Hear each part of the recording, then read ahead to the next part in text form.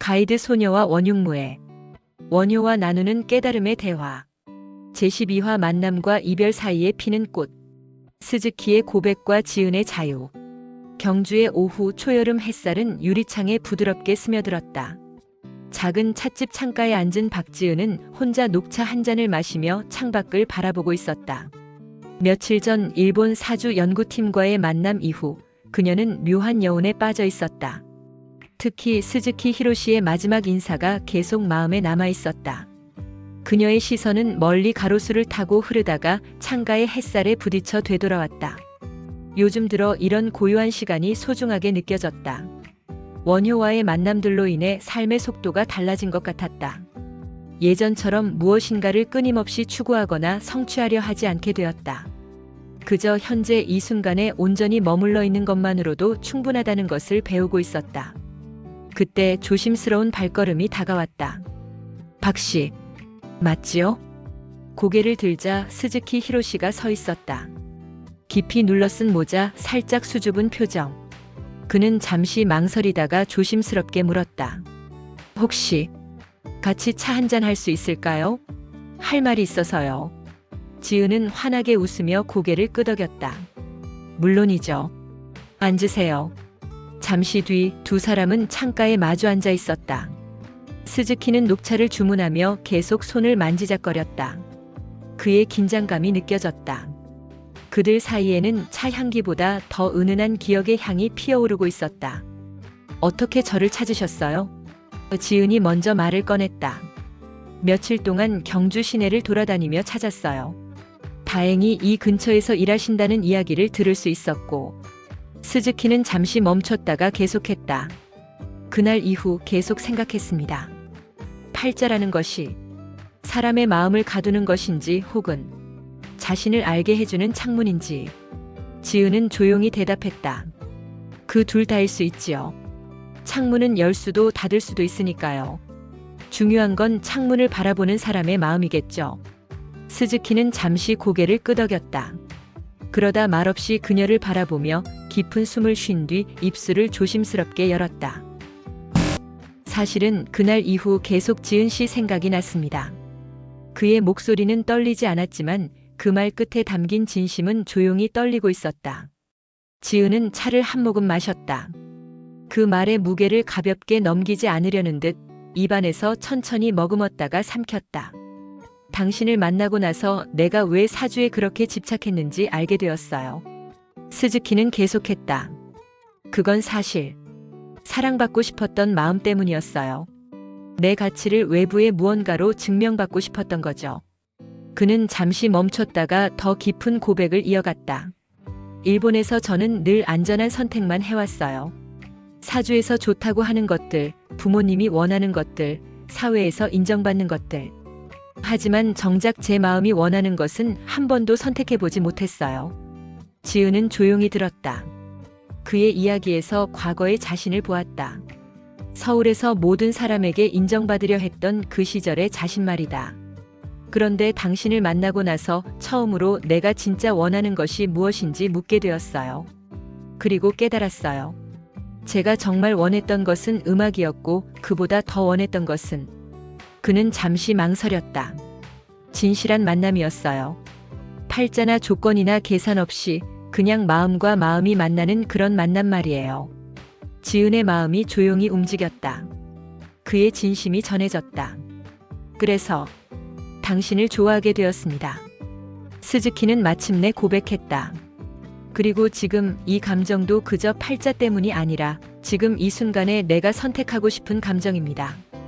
찻집의 바람이 커튼을 조용히 흔들었다. 지은은 창밖의 햇살을 다시 바라보았다. 그녀의 마음속에서는 여러 감정이 교차하고 있었다. 그의 진심에 대한 감사 그리고 동시에 자신이 지금 어떤 상태에 있는지에 대한 명확한 인식. 그리고 천천히 고개를 돌렸다. 그녀의 눈동자는 맑았고 고요했으며 그 어떤 감정의 동요도 그곳에서 억지로 읽히지 않았다. 고마워요, 스즈키 씨. 당신의 고백은 제 마음에도 따스하게 닿았습니다. 지은은 진심으로 말했다. 그리고 당신이 자신의 마음을 이렇게 솔직하게 표현할 수 있게 된 것, 그것만으로도 충분히 아름다운 변화라고 생각해요. 스즈키의 얼굴에는 약간의 긴장과 기대가 교차하고 있었다. 하지만 지은은 잠시 멈춘 뒤 계속했다. 저는 지금 누군가의 마음속에 머무를 수 있는 사람이 아닙니다. 그의 눈빛에 조용한 파문이 일었다. 하지만 지은은 상처를 주려는 것이 아니라 진실을 나누려는 것임을 알 수 있었다. 어느 날 밤 스승님께서 그러셨어요. 사랑은 만남이 아니라 서로의 자유를 존중하는 흐름이다. 그리고 진정한 사랑은 상대를 소유하려 하지 않고 상대의 성장을 축복하는 것이라고 하셨죠. 지은은 잠시 멈춘 뒤 원효의 더 깊은 가르침을 전했다. 스승님께서는 요석 공주님과의 사랑을 통해 그것을 배우셨어요. 진정한 사랑은 함께 있는 것이 아니라 서로의 길을 존중하고 축복하는 것이라고요. 사람들은 종종 만남을 통해 완성되기를 바라죠. 그러나 어떤 만남은 완성되기 위해 존재하는 것이 아니라 서로를 깨우기 위해 존재하는 경우도 있어요. 그녀는 시선을 그에게 고정했다. 그 눈동자는 따뜻했지만 흐트러지지 않았다. 당신은 저를 만나 스스로를 돌아보았고 팔자라는 틀에서 벗어날 용기를 얻었어요. 저는 당신을 통해 제가 어떤 사람이 되었는지 그리고 앞으로 어떤 길을 걸어야 하는지를 더 명확하게 알게 되었고요. 스즈키는 천천히 고개를 끄덕였다. 실망보다는 이해가 그의 얼굴에 떠올랐다. 그걸로 우리는 서로에게 충분한 의미가 되지 않았을까요? 지은이 부드럽게 물었다. 스즈키는 가만히 그녀의 얼굴을 바라보다가 조용히 물었다. 아프지 않은 이별도 있을까요? 지은은 따뜻한 미소를 지었다. 네. 그건 마음 깊이 존중하는 이에게만 가능한 이별이에요. 원효 스승님께서 그렇게 하셨어요. 요석 공주님을 떠날 때 서로를 원망하거나 아파하지 않으셨대요. 오히려 서로의 앞길을 축복하셨다고 하셨어요. 그리고 그녀는 찻잔을 조심스럽게 들었다. 햇살이 차 표면을 반짝이며 반사되었다. 이 찻잔처럼요. 우리는 같은 차를 마셨지만 그 맛은 각자의 입안에서 다르게 퍼지죠. 같은 경험이라도 사람마다 다른 의미로 받아들이게 되는 것처럼요. 우리의 만남도 그래요. 당신에겐 당신만의 기억이 되고 저에겐 저만의 울림으로 남을 겁니다. 그리고 그 각각의 기억과 울림이 우리를 더 나은 사람으로 만들어줄 거예요. 그 말에 스즈키는 조용히 웃었다. 그 웃음은 슬프지 않았다. 오히려 어딘가 해방에 가까웠다. 마치 오래된 무거운 짐을 내려놓은 것 같은 가벼움이 있었다. 그렇다면 지은 씨, 당신과의 만남은 저에게 알을 깨는 소리였습니다. 그는 진심으로 말했다. 그동안 저를 가두고 있던 모든 틀들이 깨지는 소리요. 지은은 조용히 웃으며 말했다. 그 깨지는 소리, 그건 사랑의 소리일 수도 있어요. 진정한 사랑은 상대를 자유롭게 해주는 것이니까요. 창밖에는 석양이 물들고 있었다. 황금빛 햇살이 찻집 안을 따뜻하게 감쌌다. 두 사람은 마지막 차를 마셨다. 앞으로 어떻게 지내실 건가요? 지은이 물었다. 일본으로 돌아가서 음악을 해볼 생각이에요. 늦었지만 이제라도 제 마음이 원하는 것을 해보려고요. 당신이 가르쳐준 대로 팔자에 묶이지 않고 제 마음의 소리를 들어보려고요. 멋진 결정이네요.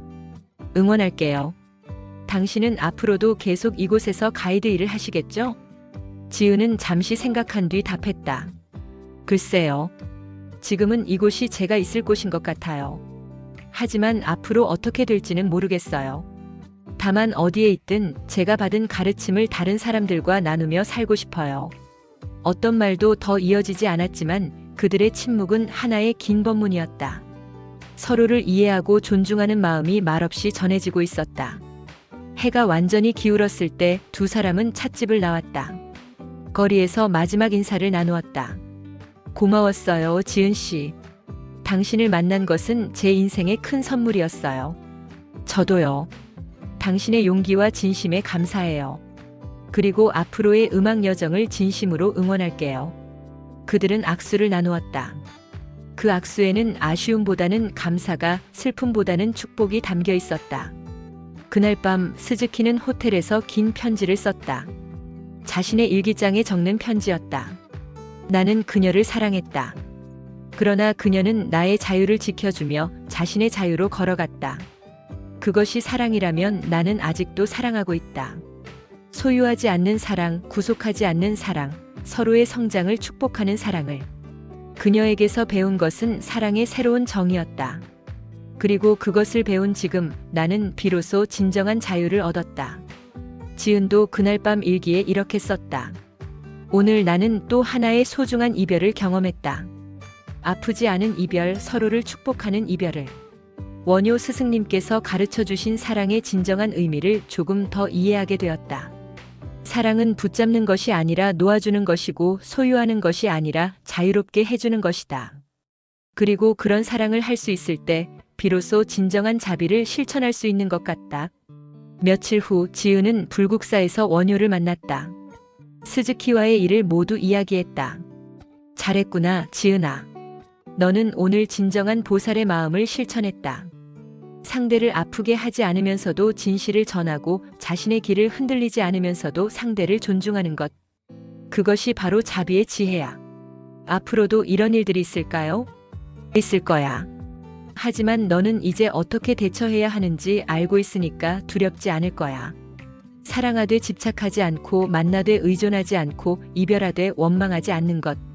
그것이 깨달은 자의 사랑법이거든. 그날 밤 지은은 깊은 평안 속에서 잠들었다. 자신 안에서 조금 더 성숙한 사랑이 자라나고 있음을 느끼며